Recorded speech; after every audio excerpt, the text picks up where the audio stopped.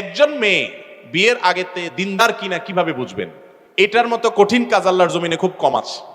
আজকাল বিশেষ করে শুধু নামাজ কালাম দেখে লোকটা ধার্মিক এটা মনে করা এত সহজ নয়। বিশেষ করে পাত্রী নির্বাচনের ক্ষেত্রে সে ধার্মিক কিনা, আল্লাহ ভীরু কিনা এটা বোঝার জন্য সর্বপ্রথম এবং প্রধান বিষয় হলো যে সেই মেয়েটা শতভাগ পর্দা মেনটেন করে কিনা।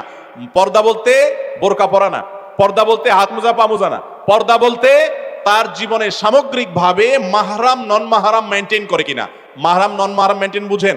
মানে হলো সে তার মামাতো ভাইয়ের সাথে পর্দা করে কিনা, চাচাতো ভাইয়ের সাথে পর্দা করে কিনা, খালাতো ভাইয়ের সাথে পর্দা করে কিনা, তার ওই বেহাইয়ের সাথে পর্দা করে কিনা, যাদের সাথে পর্দার বিধান আছে অথচ পরিবারের সদস্য কিংবা আত্মীয় স্বজন তাদের সাথে পর্দা করে কিনা। অনেক মেয়ে আছে বাহিরে বোরকা পরেন কিন্তু বাসা বাড়িতে আসলে পর্দার বালাই নাই। অনেক মহিলা বাহিরে পর্দা করেন, বাসায় এসে দেবরের সাথে পর্দা করেন না, এবং আত্মীয় স্বজনের মধ্যে যাদের সাথে পর্দা করতে হবে তাদের সাথে পর্দা করেন না। এটা কখনো সঠিক পর্দা হতে পারে না।